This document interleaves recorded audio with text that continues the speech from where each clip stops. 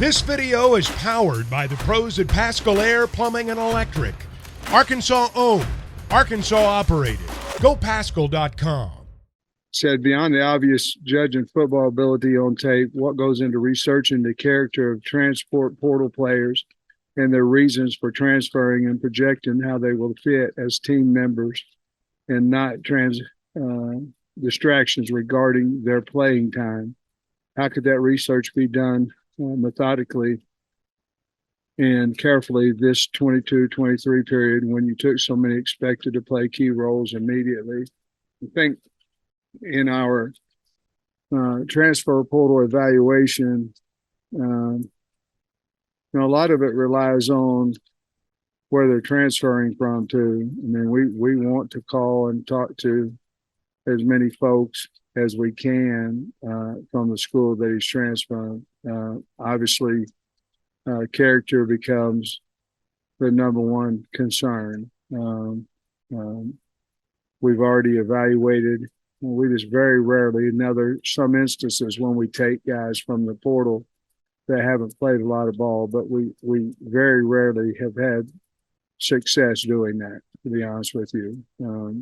We have to see them on tape for the most part playing at, we don't really care what level. I mean, there is a concern about, who they're playing against. But we go back and research if we have seen any 40 times. We research how many times they've been hurt. Are they coming in with the injury?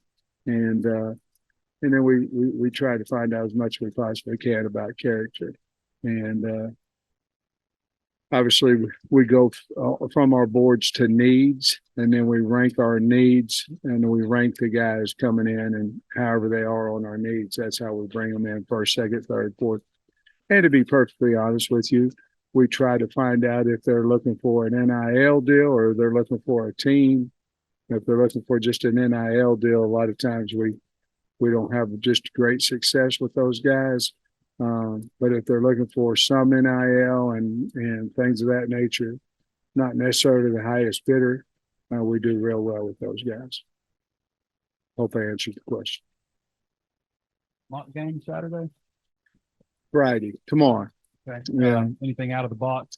No, to be honest with you, our mock game has kind of gone a little bit, Trey, into, I believe taking the stress out of the kids is a main concern about game day.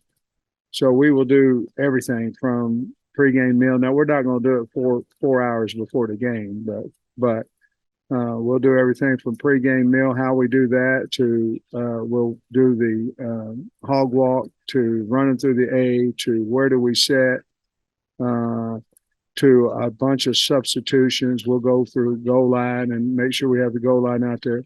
But we used to put on shells and run a kind of a game.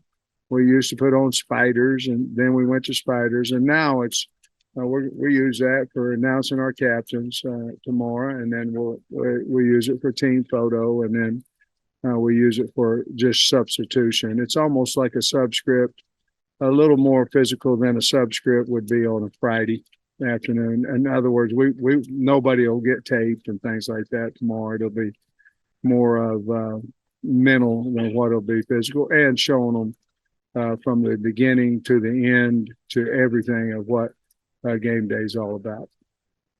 This week, how difficult is that conversation, and how do you broach that with somebody like, been working on our offense, working on our defense, and now we need to work on the opponents? Well, I think it's tough.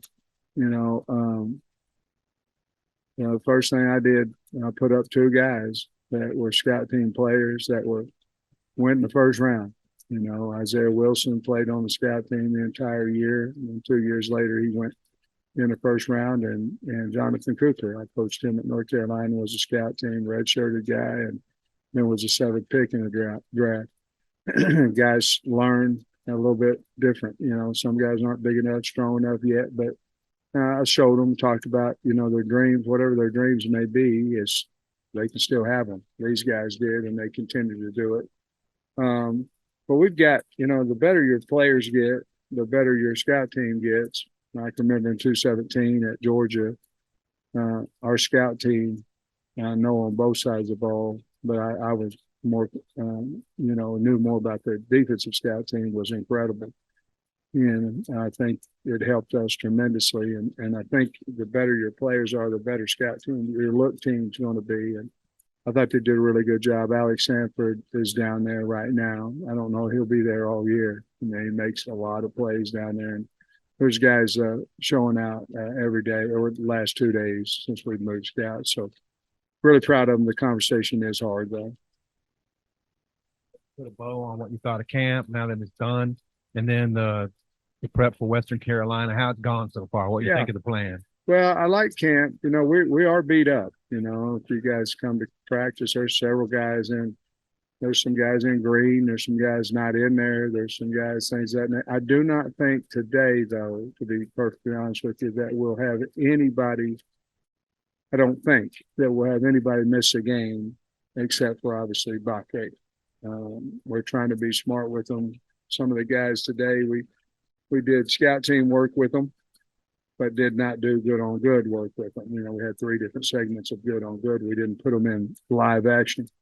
We do have some guys with some ankle injuries, some things of that nature that we've got to get healed up between now and when we play next Saturday. So it's been a physical camp. It was a physical practice today. It was just a Tuesday practice for us, but there's 3 segments of good on good and a lot of physicality. We went goal line, we went short yardage, all those things that obviously we all know we needed to work on last year. And we're trying to correct all those things. So really proud of where we've been. I wish we weren't as banged up as we are right now, but I believe that by Monday, at least half, maybe more of the guys that were holding the good on good sections, I think what we've got. We saw Quincy yesterday. I'm not sure about today. So Quincy McAdoo? Quincy McAdoo. Yeah. Slim chance this year, and what does it look like? Well, you never want to take a guy's, 3 months ahead of him. But if I was saying here, he needs some physical development. I had a long talk with him yesterday, and he's 192. He came in at 170 something, and he looked frail to me a little bit yesterday because he was 204, I think, before he had his accident. But he is doing really well. We want him to. He's coming every day now. We want him to help us coach as a student coach until he gets his physicality back, and then we'll figure out what happens after that. I love him. I think he's doing really good. I do. I think I have a long talk. He'll have to tell you, and I'm sure he'll be more than happy to talk to you. But I think start of camp crushed him, because he wasn't able to be out there with the team and all those things. But I think he's doing well. The conversation, I've talked to him for 45 minutes yesterday. That conversation, I think he's in good spirits. He's a Christian young kid. He believes there's a reason for everything. And he's going to make the best of his situation, and he'll get his strength back totally and see him. And you mentioned, when a guy goes in poorly, he's always on script. What are those conversations like? Because I can understand when you might call Coach X about player Y and say, I don't want to talk about that guy or something. What are those conversations like, generally speaking? Well, some of them you say, hey, he left because, and you go, oh, okay, we can't get that on our team. Sometimes they'll say, well, we've had a guy or two started for him, and then, for whatever, didn't have a good second half of the season, whatever, lost his aggressiveness at practice, whatever it may be. Do we feel like with our coaching staff, do we feel like we can get him back to what we saw on tape, or is he going to come in and be that kind of a guy? People call us all the time about our guys that transfer, and if they transfer the right way, we never have anything but good things to say about them. Well, we're truthful, about the ability, which we need to be, but character-wise and all that, if they do it the right way, we certainly, and we've never said anything negative about any of our guys that transferred. It's just been simply most of them, it's been because they want to go play somewhere and they don't see a light on the depth chart here, most of them. And it's kind of that way with some other schools too. And you can get a guy like, let's say, Jaheim Singletary, that is really a good player, but he's knocked up, locked down on the depth chart at some schools and things of that nature. So that's a little bit, it is a difficult conversation, but it's one you have to have because you cannot afford to take a character issue. And then you mentioned I'm sure Terry Thomas is going to Mississippi State. I don't know how closely you work with Terry, but I feel like you did a pretty good job getting NIL launched. I just wonder what your thoughts are about the job Terry did. Yeah, we wish him the best, and obviously everybody's in who wants to move up in the profession, and if that's what he felt like he did, we're very happy for him. And we worked well together, and he did a wonderful job here, and he'll be missed, but certainly the NIL program I'm sure it will continue to be as good as it has been, and will get better, but I'm happy for him if he's happy. Still working back, or if Andrew Chamblee has maybe won over that starting left tackle job? I think that's still yet to be seen. Andrew Chamblee certainly deserves reps on a Saturday. I think there'll be an ongoing battle there, and then I think at some point you'll go, okay, are both of these guys in our top five? And if there is, then you got to have another conversation of what's our best five? Where can we put our best five? Lately, in the last few days, Tykeith Crawford has entered into that conversation as well. But I couldn't be any more proud than I am with Andrew Chamblee, and he took an opportunity and he proved that he's ready to play, and so we're going to play him. I've seen Amari Wiggins has also run with the first team offense a little bit. Is he in that top five conversation as well? Absolutely. And I think we've had some injuries over the last, week. And we found, you see them against our D line and things, and you're going, okay. So I think we feel really good about at least 8. I do, with Amari being one of those guys. He's beat up a little bit with an ankle. We've got to get him healthy as well, but he's never missed a practice. Well, he missed a couple early when he first did it. But we got to get that ankle healthy to really see what kind of player he really is, because the power is not quite there because of the ankle. But I think once the ankle gets healed up, and he's close, but we're monitoring him and the reps that we give him right now versus good on good. I was wondering with Antonio Greer, what exactly is going on there? And do you expect him to be okay? Well, he had a quad pull, and we expect him to start practicing on Monday.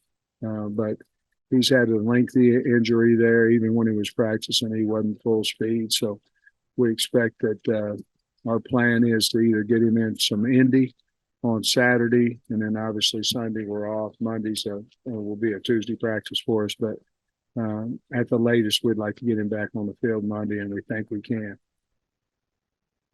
So you were complimentary of Jaden Johnson on the radio last night. Yeah. He's been with the a few days, I think. Yeah. What specifically has he done better than he was last year? I don't know. You guys, I think he'll really have to answer that question, but here's what I've seen.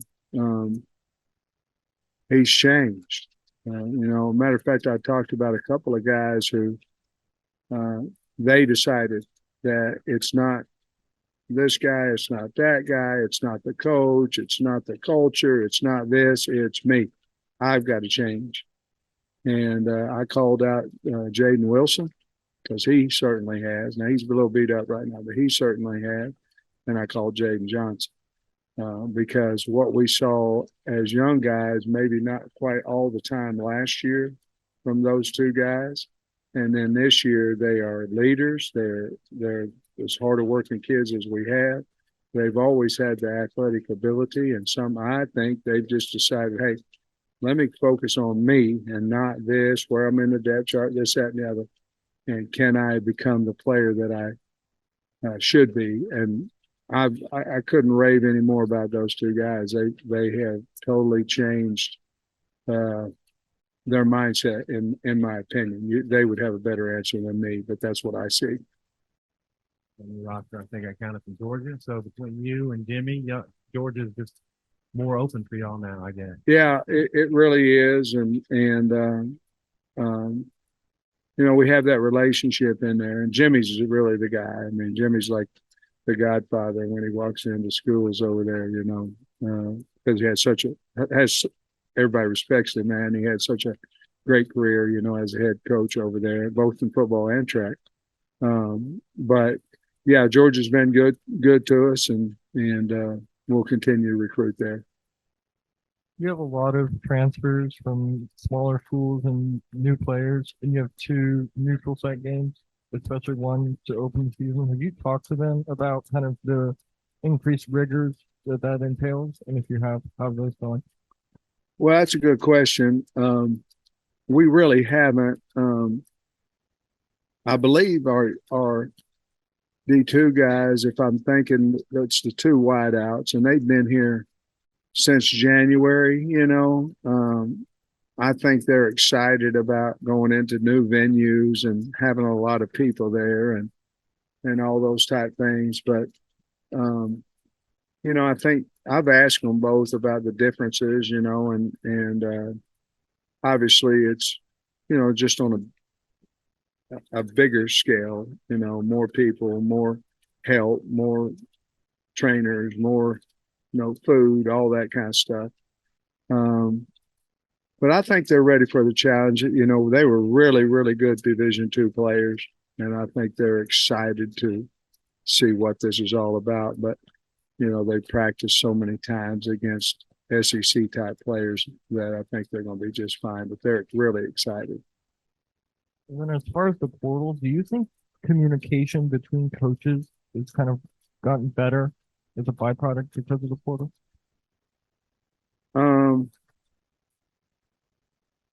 In a lot of cases, there's no communication and the guy's gone, you know. Most time when somebody comes in and says, I'm going to portal, they know where they're going, you know, but in our case, I really believe that they get in the portal. Brian Overton tells us they're in the portal. We watch the tape, we do this, and then we call whomever it is to try to get to know them. But I think it's just like anything else. You take mine, I'll take yours, you know, whatever your need. Different teams have different needs, immediate needs or help depth-wise needs. And, you know, I've got enemies out there. I don't think I have a whole lot of enemies in the coaching business, and they're willing to talk to us, and we certainly are them. We want to help our kids if they decide to leave. Not that they didn't lose anything, but is that happening in the Western Division? It's like, I mean, I know you got connections with Georgia, but you're not calling up Lane and Eli Drinkwitz and saying, "Hey, are you?" Are they calling you? No, Not that close. no. And usually, I'm not talking about the SEC. You know, now I've called Kirby, but no,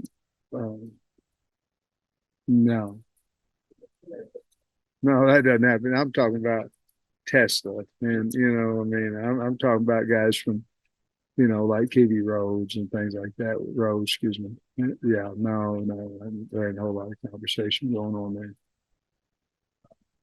The next line with you talked about having, you know, 9 guys and 3 deep and stuff.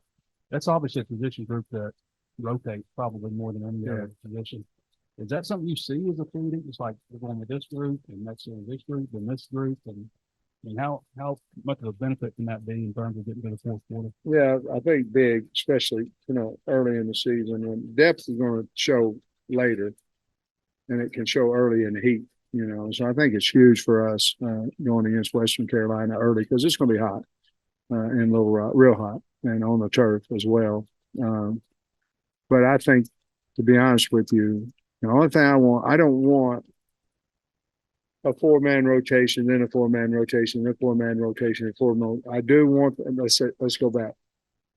The guys who run out there first, those are the ones that deserve to be running out there first. In other words, I don't want to be each week, okay, these 4 guys go out first, the next 4. If these get 4 guys out down here, and one of them outplayed the guy, he goes out there first in this group.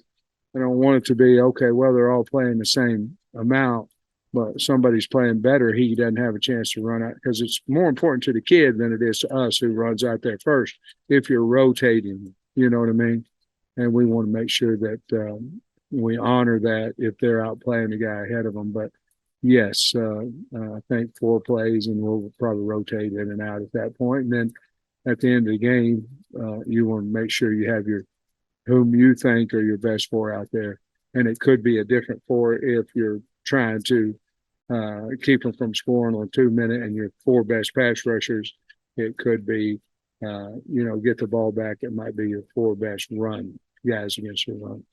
BetOnline is your #1 source for all your betting needs. Get the latest odds, lines, and matchup reports for baseball, boxing, golf, and more. BetOnline continues to be the fastest and easiest way to place your wagers, including live betting and your favorite casino and card games available to play right from your phone. Head to the website or use your mobile device to sign up today and get in on the action. Remember to use our promo code BELIEVE, that's BLEAV, for your 50% welcome bonus on your first deposit. Bet online, where the game starts.